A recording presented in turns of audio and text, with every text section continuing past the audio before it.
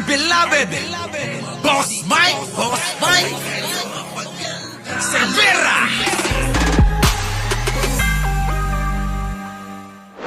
Yan o. At nandito na ng Partido Federal ng Pilipinas, o PFP, OFW, Hong Kong Chapter. Yan po sila mga kababayan, talagang hindi nagpauli. Siya pa nga. Marcos pa rin! Marcos pa rin! Ayos ba mga kababayan? Ayos! Eto pa mga kababayan, pakinggan ninyo ha. Kasi mga kababayan, may mangilan-ngilan. Parang dito, yung mga DDS mangilan-ngilan. Tapos sasabihin nila mga kababayan, sila daw ang mas marami. Sila daw ang mas marami. Tapos mga kababayan, ang sabi pa ng mga yan, abay magbasa daw tayo sa mga comment section. Ito po mga kababayan, ibubuko natin na itong si Sara Duterte ay merong troll farm. Opo Sara Duterte yung mga troll farm mo. Kaya nga makikita nyo sa mga comment section, halos pare-pareho mga pagmumuka ng mga nagko-comment. Kadalasan, mga walang muka. Ano po? So yan po ay ang mga troll farm nila. Di po ba? Tingnan nyo, Hong Kong, pasok! Yan mga kababayan, Diba? Buti pa sa Hong Kong, mas marami pa yung mga taga Hong Kong na mga OFW na sumusuporta kay Pangulo kaysa doon sa mga taong grasa na pumunta sa EDSA. Yung mga taong grasa mga kababayan, ang kanilang rallyista. Putik na yan, ginamit pati taong grasa, walang-wala na talaga. Walang-wala na silang taga-suporta. Sabi nila mas marami sila. Pero nung pinakita ang pagkakaiba, eto na. Ayan mga kababayan ng pagkakaiba. Rallyista, BBM rally sa DDS rally. Iniwan lang nila yung kanilang propaganda. Ayan mga kababayan. Pero mga kababayan, kita nyo naman ang mga BBM rally. Grabe talaga mga kababayan. At ano ang pagkakaiba kung makikita nyo? Lahat sila nagtatago sa silong ng puno. At dito naman sa bandang itaas, ang rally nating ginawa kahapon mga kababayan, nako, isang mahabang kalsada, punong-puno ng nakapula. Putik na yan mga kababayan. Yan ang pagkakaiba. Kaya nga si Argo Bingot, hirap na ang damdamin niya. Di ba Argo?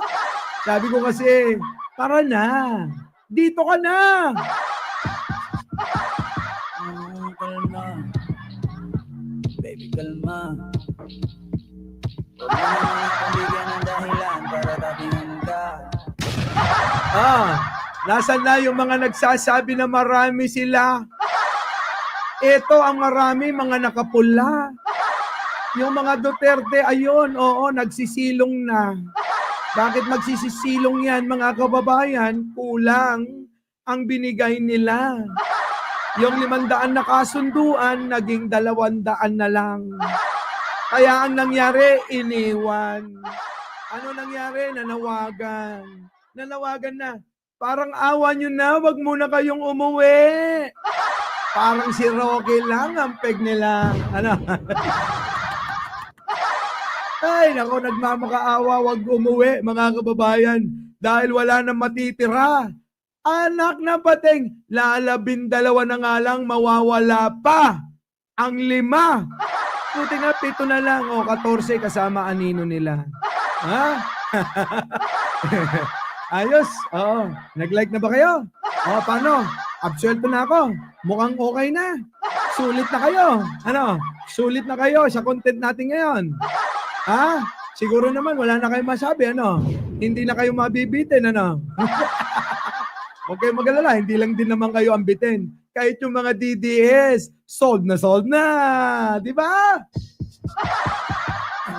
Kalma. Baby, kalma. Huwag mo naman akong bigyan ng dahilan para tabihan ka. Alam nyo mga DDS, nandito si Mama TV. Alam nyo mga DDS, kung ako sa inyo, payo ko lang. Samahan nyo yung lalabindalawa lang. Yung lalabindalawa na mga nagbablog. Tutik na yan yung mga makapag-vlog lang yan. Oh, samahan nyo na. Diyos ko, paano kayo dadami sa EDSA? Pwede ba sa susunod magsuot ng kulay berde ha? Kasi yung mga BBM, nakapula. Ako lang nakaitim dyan, ha?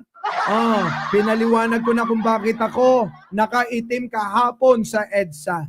Pinagluluksa ko yung mga perang ninakaw ni Sarah. Kalma.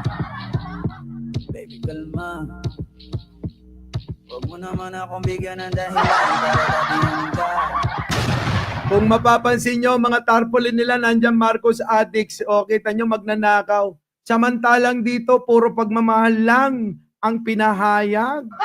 O, kita nyo, yan ang kaibahan ng matitino at may tama sa utak. Sa bagay, kanino pa magmamana, kundi sa anito nila. Sino, Boss Mike? Si Santa Fiona! Kalma. Baby, kalma. Huwag mo naman akong bigyan ng dahilan para tabihan ka.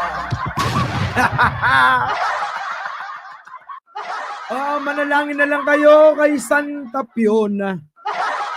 Oo, kadugtong ito ng panalangin namin kanina.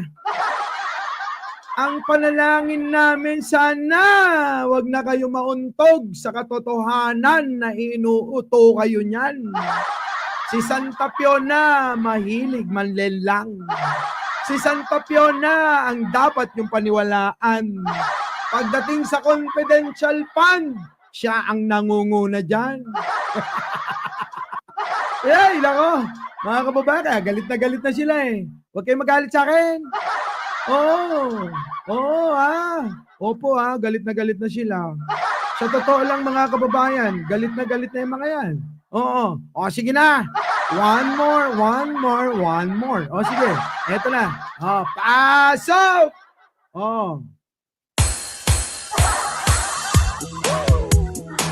Let's go! Shimmy-it. Wag lang Huwag kang mataba. Ito ang gusto mo. Pogo sa Pampanga, nagiging bahay mo. Travel dito, travel dyan. Tinanong sa kongreso, umiiyak naman. Oo nga. Ha, Rain Becky, baklang mataba. Ha, Rain Becky, baklang mataba. Hating Becky, gusto ng Yubaba. Confidential fan, saan na napunta? Hoy, Sarah, nasa na? Matagal na akong nagluluksya. Lahat na lang ng suot kong damit kulay itim dahil sa'yo, Sarah. Bumili ako ng libu-libong damit para lang magluksa. O, sige, tuloy. Di na nga mahanap, mukhang naubos na. Ginastos ni Lustay, gusto pang magpapatay. Di na may presidente, naku masama yan, day. Ha!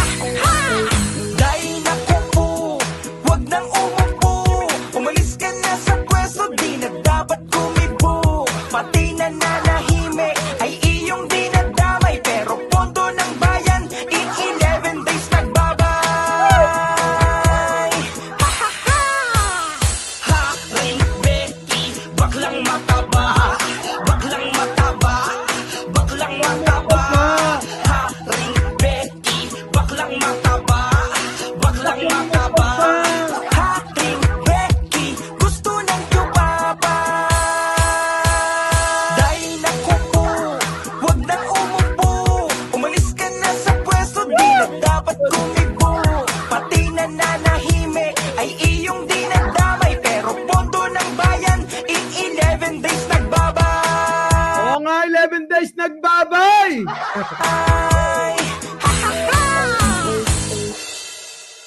Ano na, Sarah? Kamusta ka na ba? Kaya pa ba? Yung pambabas nyo, walang dating yan. Oo. Hindi lang nila kinaya. Kaya dumating kami para gumawa niyan, ha? O, ano? Kaya nyo pa, mga DDS kayo? Comment naman dyan! Gawin nyo na, mga kababayan. Upload ko sa YouTube. Oo. Type nyo lang Mike Cervera. Makikita nyo mamaya yan, naka-upload na. Our beloved Boss Mike Cervera.